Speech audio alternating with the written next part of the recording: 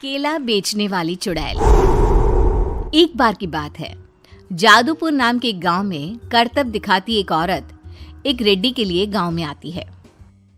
आइए आइए मेहरबान कदरदान, खाइए रोहड़ा के ताजे ताजे केले, कभी खाए नहीं होंगे ऐसे केले, पीले पीले केले खाइए। ये कहकर रोहड़ा हाथों में 4 केले लिए उन्हें सर्कल में जोर जोर से हवा में उछालती हुई करतब दिखाती है, जिसे देखकर आसपास के सारे बच्चे अपने अपने मम्मी पापा से उस औरत के पास जाने की जिद करने लग जाते हैं।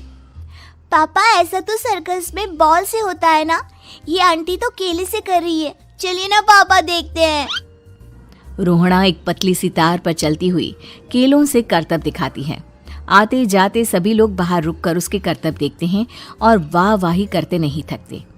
जैसे ही एक आदमी पास आकर उसे पैसे देने लग जाता है, तब वो कहती है, अरे नहीं नहीं साहब, मैं करतब तो बच्चों के मन को बहलाने के लिए करती हूँ, धंधा तो मेरा केले का है।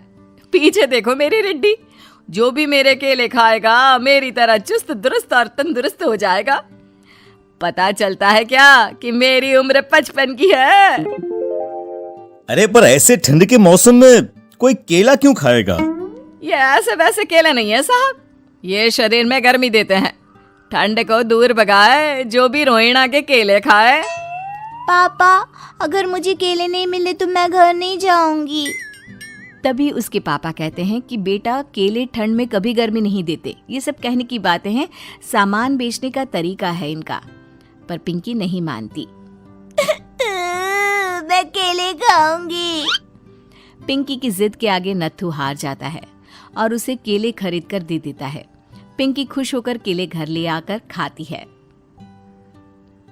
अब मैं भी करतब करूंगी, कितना मजा आएगा, जादुई केले।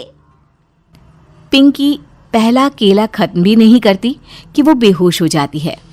दूसरे केले से एक काला धुआं आता है और रोहड़ा चुड़ैल बनकर बाहर निकल आती है। मेरे भूतिया केले बच्चे न खाए, ऐसा हो ही नहीं सकता। जादूपुर वालों, कब तक बचोगे? आ गई हूं मैं रोहड़ा, जिसका कोई नहीं कर सकता सामना। रोहड़ा पिंकी को गोद में उठाकर काले धुएं में कहीं गायब हो जाती है। शाम के वक्त नत्थू घर लौटता है और पिंकी को घर में ना पाकर उसकी माँ से कहता है, माँ पिंकी कहाँ है?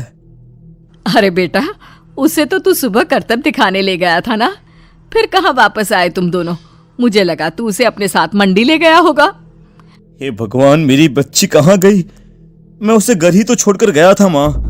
नत्थू गांव के घर कोने में अपनी बेटी को ढूंढता है, पर उसे वो कहीं नहीं मिलती।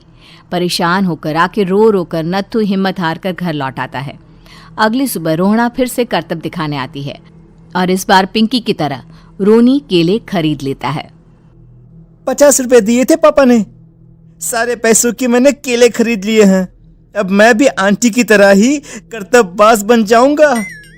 यही सोचते हुए रोनी केले खाता है और पहला अकेला केला आधा खत्म भी नहीं करता कि चुड़ैल उसके सामने आ जाती है। मेरे साथ चलने का समय आ गया है रोनी।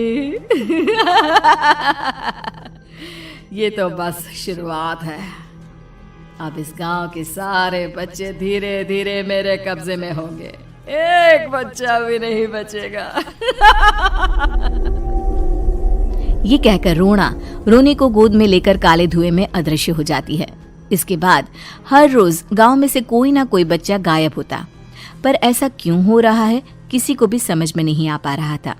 रोज की तरह अपनी बेटी पिंकी की तलाश में नत्थू गांव के एक तालाब के पास बैठा रो रहा था। कहाँ गई मेरी पिंकी? शकुंतला के जाने के बाद एक वही तो मेरा सहारा थी। अरे उसकी आत्मा कोस रही होगी मुझे कि मैं अपनी बच्ची को संभाल भी नहीं पाया। नत्थू ये कहता हुआ रो ही रहा था कि तभी तालाब में से उसे शकुंतला की आवाज सुनाई देती है। कहाँ थी तुम शकुंतला? हमारी बच्ची और सारे गायब हुए बच्चे रोहड़ा के कब्जे में हैं। वो बच्चों को जो केले देती है उससे बच्चे बेहोश हो जाते हैं और उसके कब्जे में आ जाते हैं और वो उन्हें ले जाकर काली दुनिया में ले जाती है। पर वो ऐसा क्यों कर रही है? ये मैं नहीं जानती, पर उस दुनिया का रास्ता मैं आपको बता सकती हूँ। जहां ये नदी खत्म होती है वहां एक केले का पेड़ है, उसके नीचे एक दरवाजा है, वहीं से रास्ता जाता है उस दुनिया का। ये कहकर शकुंतला की आत्मा गायब हो जाती है। गांव के सभी लोग झुंड बनाकर उसी रास्ते से काली दुनिया में चले जाते हैं और वहां देखते हैं कि सारे बच्चे वहां काम कर रहे थे। पापा मुझे ले चलो यहाँ से। पापा पापा। सभी बच्चे अपने मम्मी पापा से लिपट जाते हैं। तो तुम लोग यहाँ तक आ गए? क्यों हमारे बच्चों को पकड़ लिया तूने? तुझे शिकार ही बनाना है तो ले, हम सब आ गए हैं, हमें खा ले। नहीं, मुझे बच्चे चाहिए। मेरे बच्चे के बदले तुम लोगों के बच्चे। क्या मतलब? मैं इसी गांव में रहने वाली एक औरत थी। केले की चोरी के इल्जाम में मेरे बेटे को गांव वालों ने इतना मारा कि वो मर गया। उसी दिन मैंने ठान लिया कि गांव वालों का भी वही हाल करूंगी। कुछ दिन बाद बेटे के चले जाने के दुख में मैं भी मर गई और मेरी भटकती आत्मा एक चुड़ैल बन गई। और फिर मैंने बदला लिया तुम सबके बच्चे छीनकर। बर्दाश्त नहीं कर पाए ना? सोचो मुझ पर क्या बीती होगी। हमें माफ कर दो रोना। पता नहीं ये किसकी गलती थी, पर हम सभी माफी मांगते हैं। हमारी खुशियां लौटा दो, तुम भी तो एक माँ हो। गांव वालों की बात सुनकर रोना का मन पिघल जाता है और वो बच्चों को छोड़ देती है। उसके बाद काली दुनिया बच्चों के लिए जादुई दुनिया बन जाती है। अब कोई भी कभी भी वहां आ जा सकता था। वीडियो देखने के लिए मेरे चैनल को सब्सक्राइब करिए और ढेर सारा प्यार दीजिए।